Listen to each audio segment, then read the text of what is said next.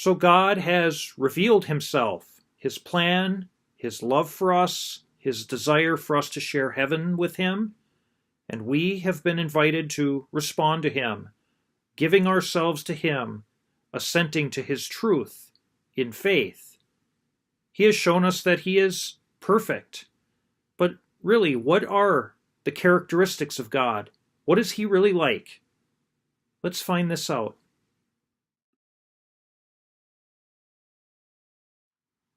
So far, we have considered God's self-revelation primarily in considering his works. However, it's important that we go deeper to consider God just as he is. And in considering the very nature of God, to think about his characteristics and qualities, or what the new St. Joseph Baltimore Catechism calls his perfections. In considering these, we must first acknowledge who God is in relation to all other beings. And for that, too, we look at the new St. Joseph Baltimore Catechism, which very plainly says that God is the supreme being above all other beings. And there are two important elements for us to consider in relation to God as supreme being. For one, that he is supreme being means that all other beings that exist only do so in and through him.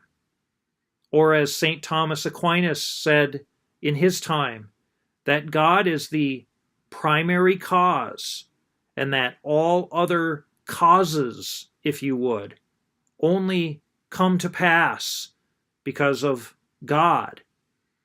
And while this philosophical language might seem complicated, the very plain truth is that God is the very source of all life, and that but for him nothing else would be, and he is supreme accordingly.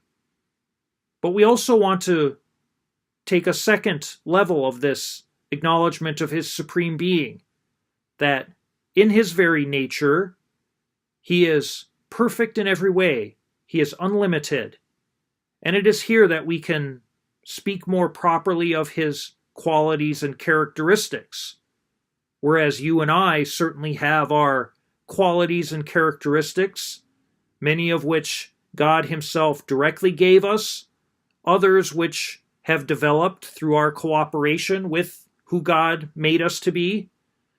All of our qualities, characteristics, have their limitations. In God there are no limitations.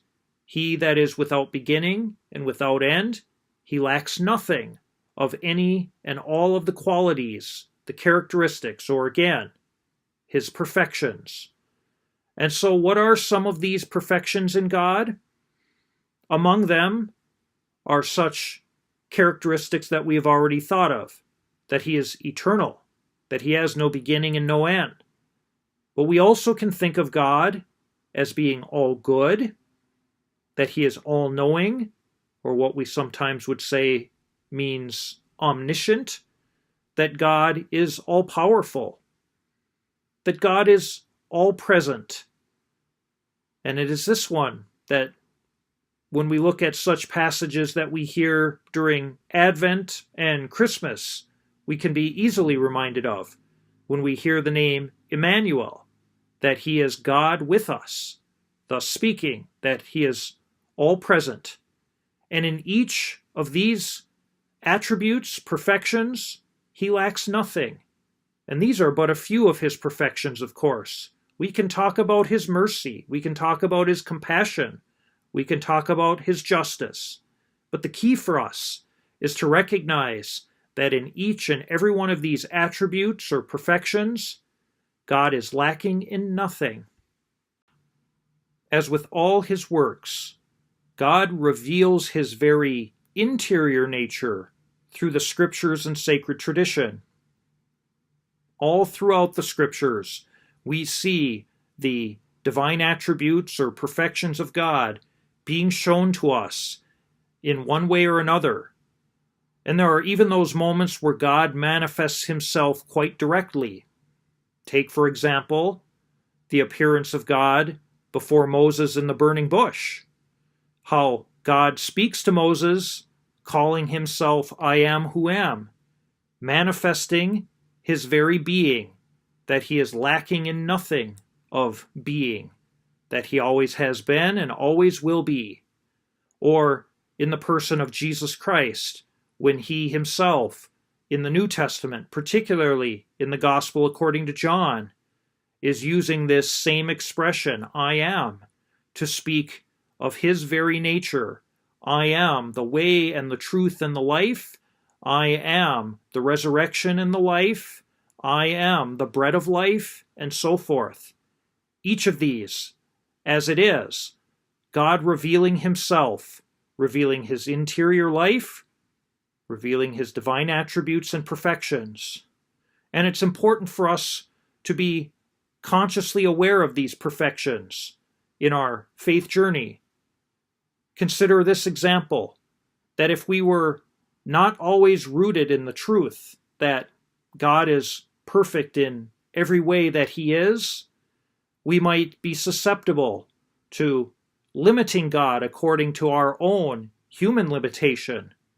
And believe me that this happens all too often, where people will think to themselves or articulate in reference to their faith in God that God is one way or another, that he is a God who is, yes, let's say, loving and compassionate and merciful, but at the same time, they will unfortunately reduce God to what they themselves want him to be.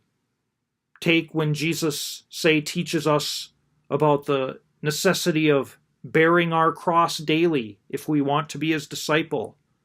How some might be tempted to say, well, yeah, I believe that Jesus, of course, carried his cross for me, but I just can't picture a God who would require us to have to undergo sufferings, or as it were, would require us to have to bear the burdens of weaknesses and so forth. And when we think this way, in truth, we're limiting God to our own concept of who we think he ought to be for us, rather than allowing the fullness of God's life and love to be poured out over us, even in those moments where it seems like it is totally the opposite of what we might think God is. He is there, he is present, and we shall see this in due order as we consider Jesus himself in coming installments of our videos and writings. But the key here is to remember that the perfections of God, his infinite nature, these show us, as it were, something of his interior life. They keep us open to receiving more of him.